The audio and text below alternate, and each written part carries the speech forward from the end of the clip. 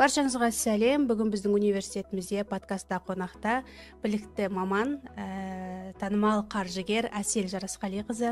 Қош келдіңіз. Бүгінгі біздің подкастымызға келісіп, уақытыңызды бөлгеніңізге көп рахмет. Рахмет. Сіздің подкасттарыңызды барлық біздің студенттеріміз тыңдайды десек те болады. Енді біздің университетіміз туралы естуіңіз бар ма? Бізде жалпы тек қана қыздарды тәрбиелейміз, педагог қыздарды. Қаншалықты біздің қыздарымыз қаржылай сауатты болу керек, сол туралы өзіңіздің ойыңызбен бөліссеңіз. Рахмет. Әрине мен үшін қыздар университеті маған өте жақын және таныс. Неге десеңіз, біздің жанұямыздың ең үлкен апам, үлкен бізде Оралда, Батыста апа дейді, ең үлкен апамыз, тәтеміз осы қыздар университетін бітірген. Музыка факультетінде музыкадан сабақ беретін мұғалім. Бүгінгі таңда ол кісінің мыңдаған жыл сайын қазақтың балаларын домбырасымен дүние жүзін аралап жүр. Бақытты елдің ұрпағы атты қордың негізін қалаушы. Қаржылық сауаттылықты баланың бойына неше жастан негізі тарату керек? Бала ақша сұраған кезде бастап. Негізінде жалпы мен өзімнің 3 баланың анасы ретінде мен өзім ойлаймын, баланы 5 жастан бастап баланы қаржыға үйрету керек. Жалпы баланың басында негізін қалайтын қаржылық сауаттылықтың оның ақшаға деген ұқыптылығы. Сол ақшаға деген ұқыптылықты жаңағы бізде қалай үйге келген кезде қонақтар не істейді? 2000 теңге балаға бере салады, 5000 теңге балаға бере салады. Ол бала ол ақшаны алады, магазинге барады, бықытып оны жояды, тиындар жерінде шашып жатады. Сондықтан мына ақшаға деген ұқыптылықты балаға ақша берген кезден бастап, егер сол кезде ата-ана сол бала сол ақшаны дұрыс қолдана алады деген ой болған кезден бастап қаржылық сауаттылықты үйрету керек. Бұл сұрақты қоюым себебі енді біздің университетте болашақ аналарды, болашақ педагогтарды тәрбиелеп жатырмыз ғой. Және де бізде бір қуантатын жағдай, біздің стипендиямыз басқа университеттегі студенттерге қарағанда 2 есе жоғары, 120 мың теңге көлемінде. Бір жалақы, бір адамның жалақысы, алайда қыздарымыз ұқсата алмай жатады. Ең байы қанша ақша тапқанда емес, тапқан ақшаны берекесімен жұмсауда. 120 мың теңгені қалай жаратасыздар? Әңгіме сол жерде, сұрақ сол жерде. Сондықтан басқа бір бала 60 мың теңге стипендия ала отырып, оны жақсысынан, дұрысынан жаратса, тамағына жаратса, сол мысалға жеткізіп, несиеге кірмей, қарызға кірмей, әке-шешесінің таққан алтындарын ломбардқа салмай, сөйтіп оны жақсылап жеткізіп дұрыс жұмсаса, сол жаңағы байырақ. Оған қарағанда 120 мың теңге алып, оны шашып жойып, қайтадан қарызға кіріп, сол тек барына өмір сүріп жүрген азаматқа қарағанда, сондықтан ең негізгісі қанша ақша табуда емес, тапқан ақшаны дұрысымен, берекесімен, ұқыптылықпен, байыппен дұрыс қолдану. Енді біздің бастамамызда осы студенттерімізді қаржылай сауатты етіп тәрбиелеу болып тұр.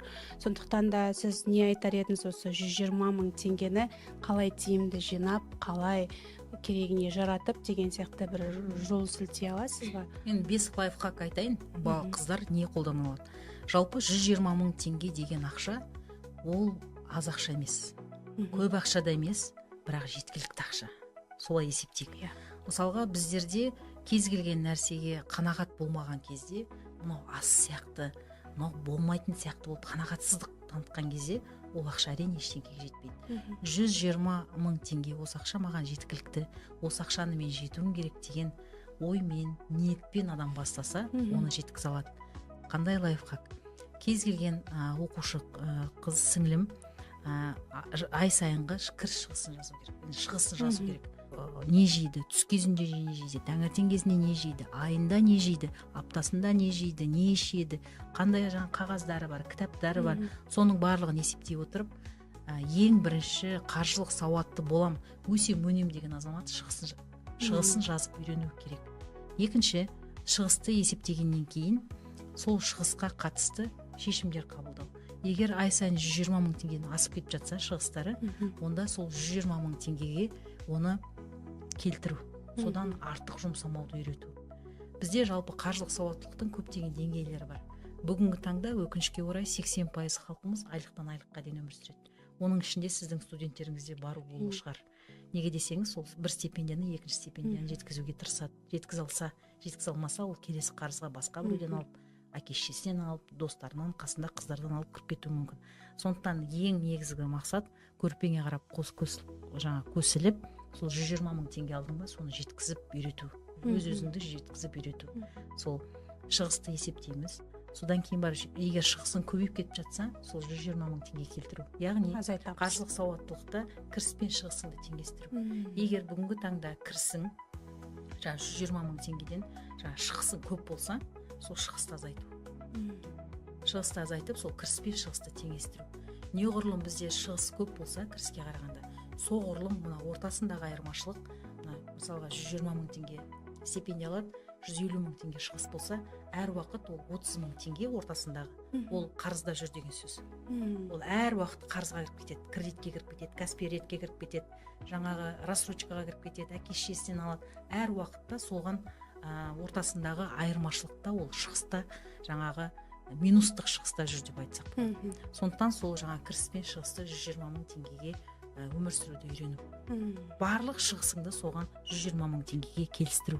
Ол бірінші. Екінші, егер жалпы ақша жинап үйренемін, мен жалпы қаржылық сауаттылығымды арттырғым келеді десеңіздер, сіңілерім, ең бірінші сол шығыстарды азайту керек. Керек емес эмоциялық алынған дүниелер, тағы да керек емес дүние, 5-ші көйлек, 3-ші шапка, жаңағы 4-ші қолғап, ондай ысырапшылықтан кету керек та. Барын киіп, барын жұмсап, жаңағы кітаптар сатып алу керек, онлайн кітаптарды алып, тағы бұл жерде мен айтатыным, оқудан басқа шығыстардың бәрін азайту қажет. 100% сенімдімін, барлық студент сол бір стипендиясына қарап отырған жоқ. Оның әке шешесі, әжесі, бауыры бір ақша салып тұрады жоқ дегенде. Сондықтан жаңағы қосымша келген ақшаны, 120 мың теңге өмір сүріп үйрендік қой. Сол қосымша келген ақшаны жинау керек. Одан кейін жалпы ақша тек мақсатқа ғана келеді. Егер ол қызда жаңағы мақсат болса, мен мынаны сатып алам, мен мынаған жеткім келеді, мен шетелге барып қыдырғым келеді, мен жаңағы қосымша IELTS алғым келеді, қандай да сіздерде мақсат бар осы университет аясында.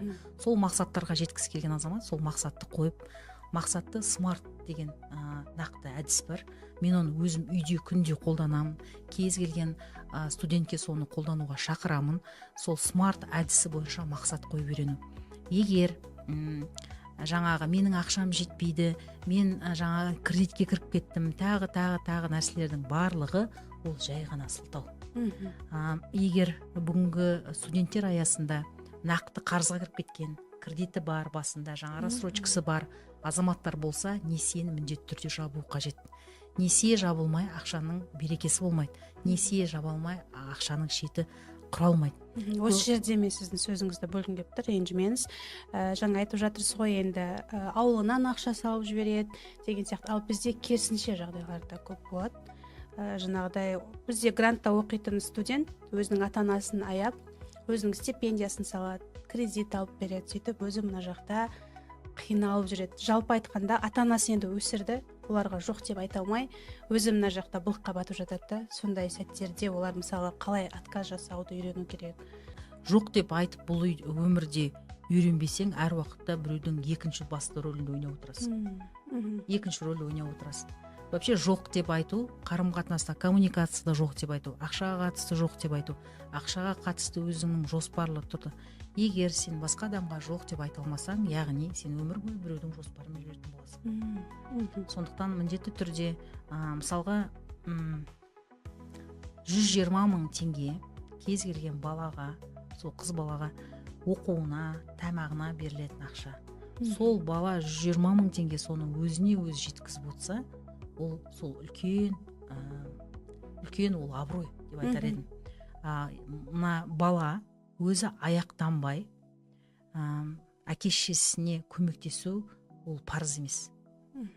Одан кейін айтайын дегенім, мына самолетке отырған кезде айтады, егер қандай да болмасын турбуленттік жағдай болған кезде маскалар түседі, масканы бірінші өзіңізге кигізіп, сосын масканы қасыңызда отырған балаңызға кигізесіз дейді. Сол сияқты турбуленттік жағдай дегеніміз қаржылық жағдай, турбуленттік. Сол қаржылық турбуленттік жағдайда ең бірінші сен өзіңді құтқаруың керек. Өзіңді құтқарып, өзіңнің дұрыс қалыптасып, егер сен өзің балшықтан шықпай жатып балшыққа бата берсең, ол сен кетесің төмен қарай балшықтан. Ол бәрібір балшық өзін сорып алады. Сондықтан турбулентті қаржылық кез келген уақытта сол жағдайдан шығу үшін сол барыңды жұмсап, сол барына өмір сүріп үйреніп, сол 120 мың теңге аясындағы оқуға да алып қалуға болады. Жеткізетін бала ол жеткізеді. Мен бірінші айтарым қыз балаларға: сіздер ешкімге ештеңе қарыз емессіздер. Сіздерге мемлекет тарапынан 120 мың теңге төленіп отыр ма? Сол ақшаны берекесімен өздеріңе дұрыс жұмсап, сол ақшаны оңтайлы жоспарлап, сол ақшамен мақсатпен өзіңіздің дамуы аясындағы мақсатқа жұмсауларыңыз қажет. Егер бүгінгі таңда сіз 120 мың теңгеңізге ие болмасаңыз, ертеңгі таңда миллион айлық алсаңыздар, ол миллион теңгеге де сіз ие бола алмайсыз. Сондықтан бұл формула кез келген ақшаға қатысты нәрселердің барлығы саналы түрде қабылданған жауапкершілік. Егер нақты жауапкершілік болса, онда міндетті түрде сол жауапкершілік аясындағы іс-әрекет басқа болу керек. А нүктеңіз бүгінгі қандай? Нақты белгілеп. Бұ нүктеңіз қандай? Мен қашан барам, қалай барам, кіммен барам, неліктен барам, ол жерге мен баруға жеттім бе деген өзіңнің алдыңда дұрыс сұрақ қоя білу. Сол дұрыс сұрақтарға дұрыс жауап беру. Сол арқылы өзіңнің іс-әрекетіңді ауыстыру. Егер сен бір қалыпты әрекеттер жасап, егер сен өміріңді өзгертемесең, басқа әрекет жасау керек қой, басқа нәтиже алу үшін. Сондықтан осы жердегі ең негізгі нәрсе нақты саналы түрде жауапкершілік алу. Сол саналы түрде қабылданған жауапкершілік аясында іс-әрекетімізді өзгерту. Университеттің беріп отырған стипендиясынан үнемдеу арқылы бір кәсіп бастау қазіргі таңда мүмкіндік бар ма енді? Мен негізінде бұрында былай ойлайтын, жалпы өзім мысалы кітапты оқығанды өте жақсы көремін. Тіл байлықты, білімді тек кітап арқылы дамыта аламыз. Сондықтан кітап оқыған кезде мен әр уақытта уақытқа зәрумін да. Бір оқыған әттең уақытым жетпеді, тағы бір тарау оқып тастасам ғой деген бір әттең болады да. Сондықтан мен өзім былай ойлайтынмын әр уақытта. Осы былтырға дейін мен солай ойладым. Мына кез келген бала университет аясында фокусының бәрі білімде болса екен деп ойлаймын. Неліктен? Неге десеңіз, сол білімнің байталманы болу үшін білімнің дұрыс шұңқырын қазып, дұрыс тетігін табуым керек та. Оған білім керек. Мысалға сіздерде мықты мұғалімдер сабақ береді. Ол жерде ол жаңағы сабақ аясында 30-40% береді. Қалған 60% ол іздену керек. Даму аясында. Ол үшін қанша материалдар оқу керек. Басқа қосымша жаңа өзінің түйіндемесін шығару үшін кітаптар оқу керек. Оның барлығына қанша уақыт керек, ол жерде денсаулығына айналысып, өзінің жеке гигиенасы бар, оның коммуникациясы бар, оның жаңағы жатақханадағы өзінің нелері бар, шаруалары бар. Соның бәрін есептеп келген кезде мен әр уақытта ойлайтынмын, бала тек қана оқып жатқан кезде сол оқуда фокус болу керек деп әр уақытта ойлайтын. Бірақ бізде бір қазақ бала қазір ел университетінде оқиды, шетелде. Сол балаға қарап мен ойлап қалдым. Оқиын деген бала бәріне де үлгереді екен ғой. Оқып та үлгереді, ісін де жасап үлгереді деген былтыр ғана кішкене басымда менде қозғалды басқа ой. Бірақ мен ойлаймын, педагогика аясында сіздерде қолмен жасайтын жұмыстар көп, жаңағы творчестволық жұмыстар көп. Ол баланың, жаңағы қыз баланың мамандығына байланысты деп ойлаймын. Ол сол салада болса, сол сала аясында болса мүмкін шығар. Бірақ бизнесті бастау үшін ол бизнеспен сен өмір сүруің керек. Бизнес ол жаңағы ауылдағы қияр өсіру сияқты ғой. Ол жай ғана қияр өсіру емес, сен бұның дәнін суға саласың, дәнін. Ол дәнінен тұқым шығу керек. Оны апарып топыраққа нетесің, оны қазасың, оны суарлайсың, оның арам шөбін жолсың. Сол сияқты бизнес ол үлкен жұмыс. Бәрі ойлайды, мен қазір 100 теңгеге сатып алып, 200 теңге сатып байып кете қояйын деп. Ол 100 теңге сатуда қандай тауар алу керек екенін білу керек. Ол тауарды қалай сату керек екен. Сол кезде менің бүгін вообще жалпы өзімнің өмірлік ұстанымның ішіндегі бала оқып жатқан кезде сол оқу аясында фокус көбірек болса екен деймін. Сондықтан әлі шикі балалар дегенім ол 1-2 курста фундаментально бала білім алатын кезде балаға білім ал деп айтамын. Сол 3-4 курстан ары қарай асқан кезде ол өз ойы кеңейеді, фундаменталдық базалық білімі бар, ол өзін қоғамда, яғни университет ішінде өзін активті түрде көрсетті, өзінің білімділігін, алғырлығын көрсетті. Сен жаңа ортаға бейімделдің, сенің өзінің кіріс шығыстарың түсінікті, сен нақты 1 жылға 3 жылға жоспарлай аласың. Сол кезде ғана бизнес бастауға болады деп ойлаймын. Мына біздің кішкентай жас қыздарымыз несиеге ұрынбасын деймін. Иә, бізде бұл енді өте ол стандарттау деген сөз. Бауырсақты дұрыс жасап шығару, ол стандарттау. Мен күшті жасаймын деген кезде ғана, сен сол кезде стандартталған бизнесіңнен масштабқа шыққан кезде несиеге жүгінуге болады деп ойлаймын. Бірақ осы біздерде қалай істейді жас студенттер? Барлығы 18-ге толды ма, несие алып алады, несиемен жабады, ол несиені алады, несиемен жабады, қарызды қарызымен жабады, ол қарыз жаусын қайта несие алады. Сонда бір күнде басында 5 несие 1 миллион теңгені қалай болып кеткен білмей қалады, негізгі борыштың банктегі. Сондықтан стандарттау бірінші мақсат бизнестағы. Екінші, масштабқа шыққан кезде дұрыс несиені қолдану. Лампочканы шығару үшін да 1000 лампочка жарылыпты ғой. Сондықтан 1001-ші лампочкаға шейін дұрыс жету. Өзің нақты сол бизнесте, мынау менің экспертім, мынау бизнестен мен ақша табам деген кезде ғана барып, несиеге жүгіну. Ешқашан ешкімге несие алып беруге болмайды. Ағаң болсын, әкең болсын, шешең болсын, ренжімеңдер, ата-аналарын көріп жатсаңдар, бірақ ол солай. Әке үшін бала жауап бермейді, бала үшін шеше жауап бермейді, шеше үшін қарындасы үшін тағы біреу жауап бермейді, ешкім үшін. Сондықтан егер сіз біреуге, досыңызға несие алып берсеңіз, заңды түрде сот аясында, заң аясында тек қана алған адам ғана жауап береді. Сондықтан бұл да өте қаржылық сауаттылықтың бірде-бір екпіні. Осыны өзіңді дұрыс қорғай білу. Қарызға қалай қарайсыз? Өзіңнің қолыңда ақшаны біреуге қарызға беру, біреуде стабилді түрде ол сақталады дегеніңіз, ол өзіңізге деген сенімсіздігінің жоқтығы бірінші. Екіншіден, ол үйден көрген тәлім тәрбие ғой, ақша үйде тұрса құртылып кетеді, ол үшін біреуге беріп қояйын деймін. Ол да көбіне біз санасыз түрде басқа бір азаматтың, өмірімізде болған азаматтың, тәрбиемізде болған азаматтың рөлін сомдаймыз. Сондықтан өзіңе қатысты ақшаның сұрақтары тек сізге ғана қатысты. Егер ақшаңыз қолыңызда болса, тек ол сізде ғана сақталу керек. Кез келген қиындық ол уақытша, бәрі уақытша. Ол қиындықтан да өтеді. Сол қиындықты өту үшін бірінші табандылық керек, екінші шыдамдылық керек, үшінші мақсат керек та. Сені жолдың соңында не күтіп тұрған, сол айырылмау керек та. Сол жастарға айтарым, мына грант оқитын. Сендер, мемлекет сендерге беріп отырма, басқа бір баланың орнын алып отырсыңдар ма, оқыңдар. Оқыңдар. Мына қандай керемет мынандай студия. Бізде оқыған кезде студия төмектігір біз аш жүргенбіз. Сондықтан оқыңдар. Үйренем деген алдарыңда керемет ұстаздарың бар. Үйретем деген ұстаздарың бар. Алдыңда қандай керемет.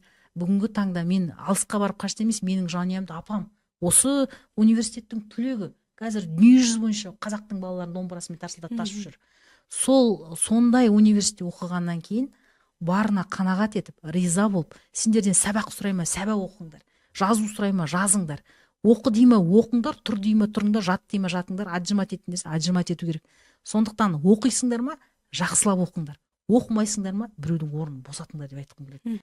Сондықтан оқуға күшті мынандай университетке түсіп отырсыздар ма, мемлекет тарапынан грант беріп отыр ма, оқуға келдіңдер ме, ырбаң-жырбаң қылмай оқыңдар. Кез келген қыздарға айтарым, оқып жатсыңдар ма, молодецсіңдер, оқыңдар.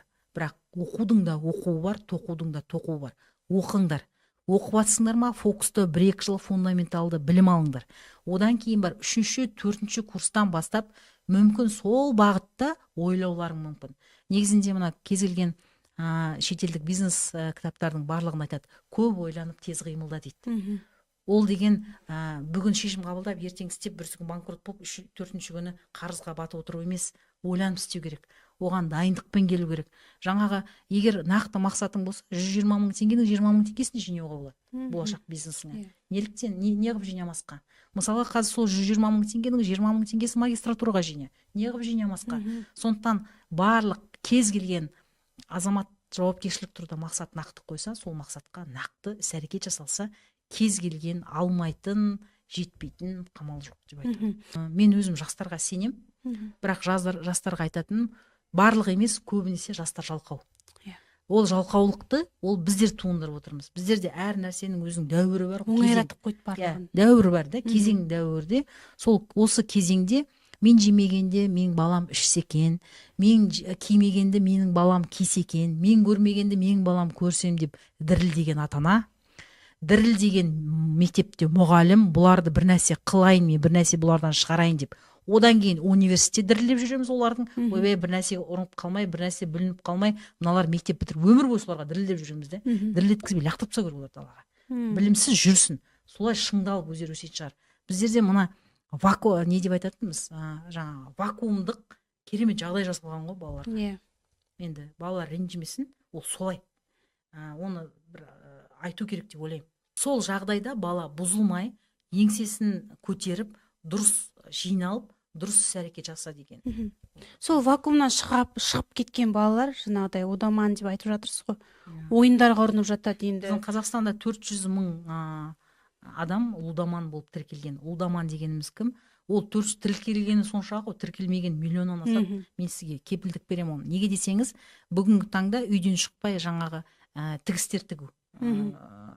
Бір нәрселерге жаңағы аттарын айтпай қойын, ақша тігу, ойын, футболға тігу, боксқа тігу деген сияқты, сол тігу арқылы, бұл тігу де жалқаулықтың бастамасы, білесіз бе? Жаңағы тез ақша табу, тез байып кетсем екен, тез жаңағы көбіне мына осындай дүниелерге ұрынатын біздің жастардың ішіндегі ең біріншісі, ол мына қарызды мен 100 мың теңге қарызын жабам, 50 мың теңге тігіп, мен 100 мың теңге ұтамда 100 мың теңге жабам деп сөйтіп қате оймен тігеді. Содан кейін ол бір қатенің үстіне 2 қате, 3 қате, ол бір күні ол бәлен миллион болып кетеді. Сондықтан лудомандықтың барлығы ол мына көрейінші дегеннен бастайды. Еш жерде жеңіл нан, оңай нан жатқан жоқ. Оны еңбек ету керек. Ол еңбек ету деген баяғыдай бидай жинап, оны қуырып, диірмен тарту, ондай емес. Сәл еңбек етсе, ақша табуға болады. Ақша, үлкен ақша, ол тиыннан құралады. 1000 теңгенің де құрамында 100 теңге бар. Ой, жарайды 100 теңге ғой, жарайды 500 теңге ғой, жарайды 1000 теңге ғой деп, сол 1000 теңгеге немқұрайлы қарасаң, миллион теңгеге де немқұрайлы қарауы мүмкін. Сондықтан бай болуда, мақсатты болуда, өзің ақшаңды дұрыс қолдануда, ол тек қана сіздің ақша қатысты бүгіндегі қабылданған шешімдеріңіз. Қаржылық сауаттылық дегеніміз сол. Бізде қыздар көшбасшылығы мен кәсіпкерлік орталығы деген айтып жатырмыз ғой. Осыдан 2 жыл бұрын ректорымыздың қолдауымен ашылған болатын. Бұл жақта бізге студенттер келіп, өздерінің идеясымен, біз ана кісімен кездескіміз келеді, бізге осындай встреча ұйымдастырып беріңіздерші деген сияқты өтініштермен келіп жатады. Ал бізде жаңағыдай енді қазіргі таңда білесіз, өзіңіз қиын, өмір сүру қиын деген сияқты Алматыда. Сондықтан біз жаңағыдай қаржылық сауаттылықты қолға алып, осы студенттерімізді ең алдымен осылай қаржылай тәуелсіз етіп тәрбиелеп алғымыз келеді. Ол үшін біз неден бастауымыз керек? Біздің орталығымыз неге жүгінсек болады? Ол бизнес жоспар арқылы балаларды сатыға бөлу керек. Ағылшын тілі сияқты кез келген азаматтың қаржылық өзінің деңгейі бар. Бірінші, екінші, үшінші деңгей. Сол қаржылық деңгейін анықтай отырып, базалық терминологиядан бастап үйрету керек. Оның ішінде карточкамен қалай дұрыс қолдану, мошенниктерге қалай ұрынбау, өзіңнің жаңағы басқа біреуге несие алып беру, бермеу, жаңағы өзіңнің 120 мың теңге қалай дұрыс қолдану, шығыс кірістерді қалай дұрыс реттеу, қарыздардан қалай құтылу, нақты қаржылық мақсатты қалай құру, соның барлығы осы өзіңмен қалай дұрыс жұмыс жасау, қорқыныштармен қалай жұмыс жасау, іс-әрекеттерді қалай өзгерту керек. Ол кәдімгідей толық білім. Сол білімді стратегиялық тұрғыда жоба ретінде ала отырып, соны категорияға жаңағы бөліп, одан кейін барып, сіз бірінші курс аясында ма, әлде барлық курс аясында ма? Біз барлық курстар қамтимыз. Сөйтіп деңгей-деңгейге бөліп, сол деңгей аясында сабақты бастауға болады деп ойлаймын. Біздің студенттеріміз қандай программа арқылы немесе қандай жоба арқылы өздерінің кәсіптерін бастап, өздерінің ойларын, идеяларын жүзеге асыруға болады? Қазіргі таңда бар ма сондай бір студенттерге арнайылап жасалған? жастарға енді бірде бір көмектесетін ол мемлекеттік бағдарламалар аясында кез келген регионалдық мемлекет тарапынан құрылған қоғам ол жаңа жастар альянсы деп айтар едім бірінші. Екінші, көбіне мына хакатон аясында ірі компаниялардың берілетін субсидиялық гранттары. Одан кейін үшінші, жалпы кез келген компанияға стартап ретінде кез келген бір құрылымдардың, процесстардың, үлкен бір IT шешімдерді реттеу аясындағы стартап проектлар, жаңа жүйелер, жобалар ұсынады грант ретінде. Сондайларға қатысу керек деп ойлаймын. Соңғы бір түйіндеп өтсеңіз сөзіңізді. Байлық дегеніміз не? Байлық дегеніміз денсаулықтың байлығы, байлық дегеніміз білімнің байлығы, байлық дегеніміз әке-шешенің бар болуы, байлық дегеніміз бауырдың түгел болуы.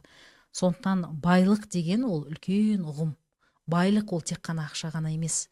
Сондықтан жастар бүгінгі осындай керемет университеттің түлегісіздер, оқушыларсыздар, студенттерсіздер, берілген білімді жақсы оқып, уақытылы түйіндеп, уақытылы өз алдыңда өзіңе жауап беріп, уақытылы өзіңнің А нүктеңді дұрыс белгілеп, Б нүктеңе қалай барам, қашан барам, немен барам, кіммен барам деген сұрақтарға неғұрлым өзіңе сондай көп сұрақ қой деп тілеймін. Және де сол сұрақтарға жауап беріп дұрыс қадам жасасаң, міндетті түрде өмірлік нәтижең оң болады. Рахмет көп көп. Асил ханым, енді 2 ай ма болды ғой сізге хабарласып жете алмай жүргеніме өте қуаныштымын. Бүгін келіп бізге студенттеріміз үшін арнайы келіп осыларға пайдалы болсын, қыздарымыз, сіңілілерім дамысын деген ниетпен келіп өз ойыңызбен, өз ақылыңызбен бөлісіп жатқаныңызға көп рахмет. Алдағы уақытта осы сіздердің айтқан лайфхактарыңызды біздің студенттеріміз жүзеге асырып, қаржылай сауатты болып, қаржылай сауатты болып, барлығын ескереді деген ойдамын. Рахмет көп сізге. Жақсы, сіздерге де үлкен рахмет. Даму үстінде болғандарыңызға өте қуаныштымын. Керемет жарайсыздар.